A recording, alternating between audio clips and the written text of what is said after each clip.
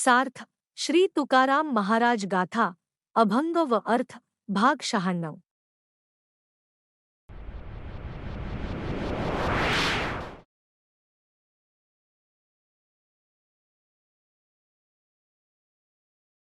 अभंग क्रमांक 196। वासुगीच्या वनी सीता शोक करी। काहो अंतरले रघुनाथ दुरी, येऊनी गुंफे माझी दुष्टे केली चोरी। काहो मज आणिले अवघड लंकापुरी एक, सांग वो त्रिजटे सखिये ऐसी मात।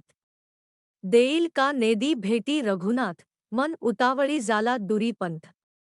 राहोन सके प्राण माझा कुडी आंत ध्रुव, काय दुष्ट आचरण होते म्या केले।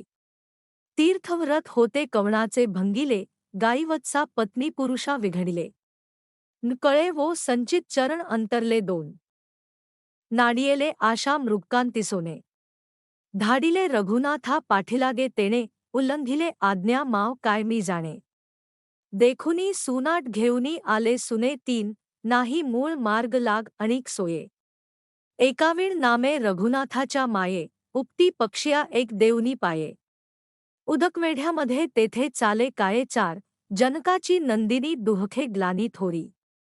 चुकली कुरंगिणी मेळा तैशा परी, सम्मोखी त्रिजटा स्थिर स्थिर हो करी। येईल तुक्या स्वामी राम लंकापुरी पाच।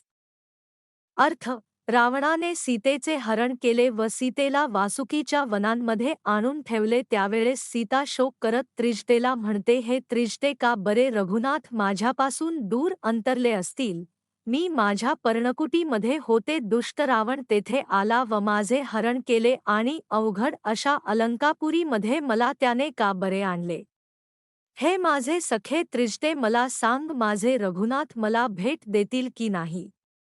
रघुनाथांना भेटण्यासाठी माझे मन फार उतावळे झाले आहेत, परंतु ते तर माझ्यापासून खूप दूर आहेत आणि आता माझा प्राण देखील या कुडीत राहीनासा झाला आहे। हे सखे मी असे कोणते दुष्ट आचरण केले होते किंवा कोणाची तीर्थ किंवा व्रत भंग केले होते काय। हे सखे मी कधी गाई आणि वासरू किंवा पत्नी आणि पती यांची ताटातूट केली होती काय। मला माझे संचित काही कळेनासे झाले आहे का बरे मला रघुनाथांच्या चरणांचे अंतर पडले असेल। सोन्यासारखी कांती हरणामुळे मी फसले, मला वाटले त्या हरणाच्या कातड्याची चोरी करून घालावे, त्यामुळे मी रघुनाथ यांना त्या हरणाच्या पाठीमागे पाठविले। लक्ष्मणाच्या आज्ञेचे उल्लंघन केले, मला काय माहीत त्या दृष्टाची माया काय आहे। मी लक्ष्मण रेषेचे उल्लंघन करताच रावण रूपी कुत्रे यांनी माझे अपहरण केले। हे माय, एका रघुनाथा वाचून मला दुसरा कोणताही मार्ग किंवा उपाय नाही। मला सोडवण्यासाठी जटायू पक्षाने धाव घेतली, त्यावेळी रावणाने जटायूच्या अंगावर पाय देऊन त्याचे दोन्ही पंख उपटून टाकले। जटायू पक्षी पाण्याच्या वेढ्यामध्ये पडला, त्यामुळे माझेही तेथे काहीच चालले नाही। तुकाराम महाराज म्हणतात, त्यावेळी त्रिजटा सीतेला शांत करत म्हणाली, सीते शांत हो, तुक्याचा स्वामी राम अलंकापुरीला येईल आणि संपूर्ण अलंकापुरी जिंकून घेईल।